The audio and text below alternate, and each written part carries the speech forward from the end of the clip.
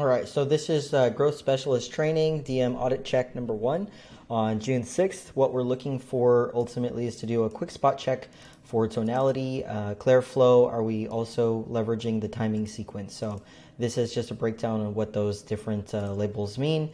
And then ultimately we've redacted the name of the individual so that when you review this video, ultimately for training purposes, then you can understand, okay, this is why that was injected in there. So right now I'm going to go into the mobile view, and here we are. For the mobile view, we can see in number 1, message number 1, we've got the person who's a growth specialist ended up sending this message to this individual, Dean. It looks like there was a little bit of a message, that was giving some context perhaps on the situation. The person asks what group, and then we end up sharing the link to the group, and then the person mentions, I'm not in that group, LOL. Now, I do know that there was a message sent in order to attempt to recover the conversation, but here's some general insight and feedback that we're looking for before we move on to the next conversation. So the thing is, we want to make sure that we acknowledge, we've got to be careful when we give context on how we found someone, what group they're in. We mentioned something that's specific to that person, or we're just trying to kind of generalize based on some maybe variation styles messages that we're sending out. And here's the reason, right? Because if we are wrong, if we are incorrect, then we automatically lose any credibility, any leverage, and we also lose the authority frame. It's going to be very difficult to rebuild that, if at all. So it's like near impossible at this point. The thing I want you to think about when you're kind of watching this video, whether you're growth specialist, appointment setter, remote closer, or perhaps a similar role, or maybe you're doing training, or you're an entrepreneur who is wanting to kind of leverage some of this training for your own team, then you need to just consider the analogy here that if you were dating somebody and let's say you said the wrong name, that person would instantly have a level of mistrust or, kind of a disconnect or a rift. And unfortunately, when we break trust, especially with a prospect, not a client, but a prospect, it's very difficult to come back from that, especially when it's like an initial interaction, because first impressions really do matter, and whatever authority frame we create in the very beginning of the conversation has to be carried throughout the entire chat. Now, positive note in this regard, it is obvious that based on reviewing the messages that the growth specialist did make an attempt to recover the chat, but there was no reply, and so this person ended up ultimately, deciding to ghost. So the next move at this point is just simply unfriend the individual, archive the chat. Don't bother, getting into kind of a heated argument or like, oh yeah, you used to be in our group, or it looks like you were in the group before, or something. Like, just let it go, and let's move on, because there's always more fish in the sea. Okay, conversation number 2. So here we have Yale.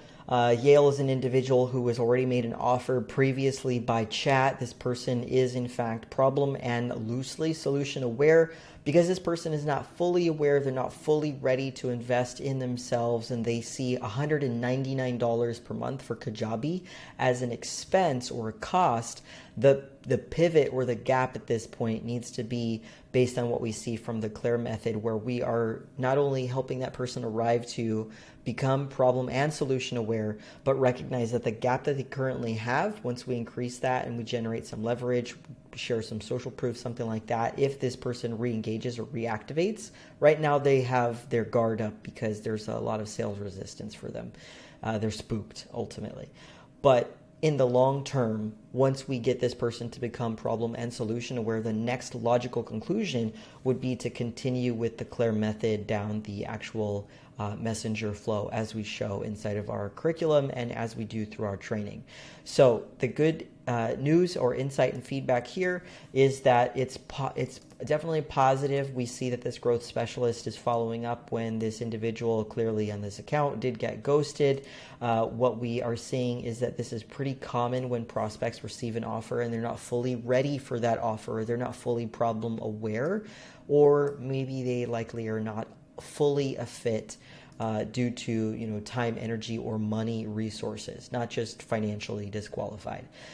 So in this case, I would say that it's most likely, after reviewing the chat, this person is not fully problem aware, and it just is what it is. That's fine. So once we reactivate the conversation, then that would be the next thing that we would want to pivot to emphasize recognizing the bottleneck, the gap, and the goal.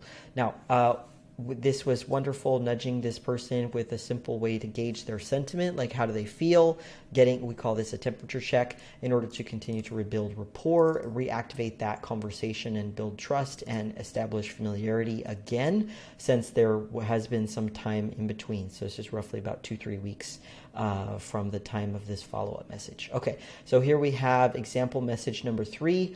This is a message that was, this was sent by the growth specialist. So this is something I'll have to correct inside of the document itself, but ultimately this is good. Let me just scroll here and move this image. So the insight or the feedback here is that clearly this person is also kind of on the fence. There's a little bit of sales resistance. As you can see, they're not really mirroring the structure of the way that we are writing here. The way we are writing here is like we've written a lot and they've written a little phrase. We've written a lot and they write one word, something like that. So at this point, it's important to keep in mind people always are more concerned or focused on what's in it for them. So with that concept as our priority, when we follow up, we want to continue keeping the engagement flowing, whether it's regarding content or private DMs. Okay, and so doing a short thank you message like shown here is wonderful, but then there should also potentially, based on what's going on in the chat, be a secondary follow-up message that can ask a question. This can ask a question regarding something that they've said earlier in the chat, some topic that we were talking about before where they expressed concern or doubt or lack of assurance or lack of certainty on something. So those keywords like trying, testing, doing, just started, invested into recently, this thing, those types of concepts. So we can always also ask a general question based on their offer. So this person's offer just so happens, I checked their profile, just so happens to be something about like group growth. So we could end up leveraging something like that. I believe recently you were inside of Rachel Peterson's container or her mastermind, and now you're doing group growth offers. Is that as an agency, or are you coaching people? What exactly is it that you're doing, or how do you help people, right? So that would be an example where I'm getting this person, I'm getting some context or like quick data points from their profile, from whatever groups we have in common, and then I'm leveraging in that conversation what's in it for them, because I'm trying to get context on their current situation so we can implement the CLAIR method. So moving on. This is message number 4. This individual does demonstrate earlier in the conversation that they see this profile, this person, in this case it happens to be me, they see me as an authority figure. And so as you can tell right now, the back and forth, the mirroring is a lot more obvious. We write a lot, they write a lot, we write a lot, they write a lot, and so forth, right? And so ultimately at this point, the main priority that we're going to have is to continue to establish rapport, okay, where we're acknowledging what they're saying, just like we demonstrate inside of our curriculum and our program as our primary focus. But we also want to emphasize exactly what is the gap or the bottleneck for this person once we've identified their goal, right? So this individual here has mentioned that they've been doing network marketing for 6 years. It's a little bit like coaching, but they haven't been making they haven't been making the kind of money that they want. And then they also have, so that's why this was mentioned with this kind of emoji to sort of break the ice. And then they also mentioned, so that I would say it's kind of like a loose pain point that it's been in the back of her mind for a while. And then here we have this individual mention something like this: I'm in a weird spot learning. So that's a cue where there's a lack of certainty. It's a beginner client, a starter, how to actually be a full-on coach and still give to that network marketing business because it still does pay, right? So this right here is her bread and butter. Ultimately, she still has to focus on that. She does have a desk job, so she feels, sometimes she gets overwhelmed or busy, but she's mentioning to us that she's like open-minded, right? She's receptive, so that's wonderful.